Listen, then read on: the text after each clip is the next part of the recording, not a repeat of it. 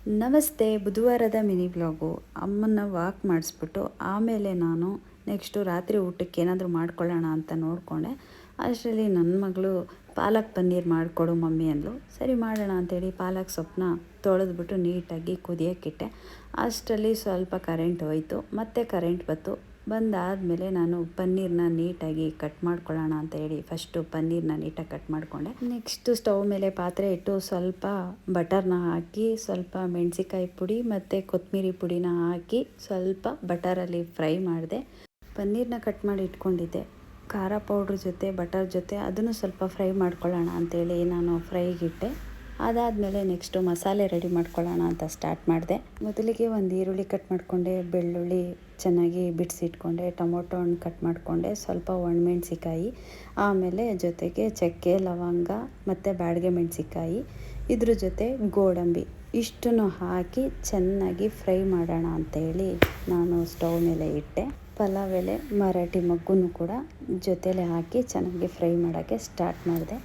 ಚೆನ್ನಾಗಿ ಅದನ್ನು ಫ್ರೈ ಮಾಡಬೇಕು, ಹಸಿ ವಾಸನೆ ಎಲ್ಲ ಹೋಗುವವರೆಗೂ ಹುರಿದು ಆಮೇಲೆ ಮಿಕ್ಸಿಯಲ್ಲಿ ಚೆನ್ನಾಗಿ ನುಣ್ಣಗೆ ಗ್ರೈಂಡ್ ಮಾಡಿಕೊಂಡೆ. ಗ್ರೈಂಡ್ ಮಾಡ್ಕೊಂಡಾದಮೇಲೆ ಪನ್ನೀರು ಮತ್ತು ಖಾರ ಪೌಡರು ಹಾಕಿ ಫ್ರೈ ಮಾಡ್ತಿದ್ನಲ್ಲ, ಅದಕ್ಕೆ ರುಬ್ಕೊಂಡಿರುವಂಥ ಮಸಾಲೆನ ಅದ್ರ ಜೊತೆಗೆ ಹಾಕಿದೆ. ಮಸಾಲೆ ಅಂತೂ ತುಂಬ ಚೆನ್ನಾಗಿ ಬಂದಿತ್ತು, ಘಮ ಘಮ ಘಮ ಅಂತಾಯಿತು. ಹೋಟ್ಲಿಗೆ ಹೋಗಿ ಸುಮ್ಮನೆ ಅಷ್ಟು ದುಡ್ಡು ಕೊಟ್ಟು ತಿನ್ನೋ ಬದಲು ನಾವೇ ಸಿಂಪಲ್ಲಾಗಿ ಮನೆಯಲ್ಲೇ ಮಾಡ್ಕೊಳ್ಳುವಂಥ ರೆಸಿಪಿ ಇದು. ಮಸಾಲೆ ಕುದೀತಾ ಇತ್ತು. ಪಾಲಕ್ ಸೊಪ್ಪನ್ನ ನಾನು ಬೇಯಿಸ್ಕೊಂಡಿದ್ನಲ್ಲ ಅದನ್ನು ಕೂಡ ಗ್ರೈಂಡ್ ಮಾಡಿ ಅದ್ರ ಜೊತೆ ಮಿಕ್ಸ್ ಮಾಡಿಕೊಂಡೆ. ಕುದೀತಾ ಇರೋ ಮಸಾಲೆಗೆ 1 ಸ್ಪೂನು ಚಿಲ್ಲಿ ಪೌಡ್ರು, 1 ಸ್ಪೂನು ಕೊತ್ತಂಬರಿ ಪೌಡ್ರು ಇಷ್ಟನ್ನು ಹಾಕಿ ಇದ್ರ ಜೊತೆ ರುಚಿಗೆ ತಕ್ಕಷ್ಟು ಉಪ್ಪು ಮತ್ತು ಕಸೂರಿ ಮೆಂತಿ ಇಷ್ಟನ್ನು ಹಾಕಿ ಚೆನ್ನಾಗಿ ಮಿಕ್ಸ್ ಮಾಡಿದೆ. ಇದು ಕುದಿಯೋಷ್ಟರಲ್ಲಿ ಸ್ವಲ್ಪ ಪರೋಟ ಮಾಡ್ಕೊಳ್ಳೋಣ ಅಂತೇಳಿ ನಾನು ನೀಟಾಗಿ ಪರೋಟಾಗೆ ಕಲಸಿಟ್ಕೊಳ್ಳೋಣ ಅಂತ ಸ್ಟಾರ್ಟ್ ಮಾಡಿದೆ. ಪರೋಟ ರೆಡಿ ಆಯಿತು. ಅಷ್ಟರಲ್ಲಿ ಪಾಲಕ್ ಪನ್ನೀರ್ ಬಟರ್ ಮಸಾಲನೂ ಕೂಡ ರೆಡಿ ಆಯಿತು. ಬಟರ್ನ ಒಂದು ಅರ್ಧ ಕಟ್ ಮಾಡಿ ಬಟರ್ನ ಹಾಕಿದೆ. ಟೇಸ್ಟ್ ನೋಡಿದೆ, ತುಂಬಾ ಚೆನ್ನಾಗಿತ್ತು. ನನ್ನ ಮಗಳಿಗೆ ಹಾಕ್ಕೊಡೋಣ ಅಂತ ತಟ್ಟೆಗೆ ಹಾಕ್ಕೊಟ್ಟೆ.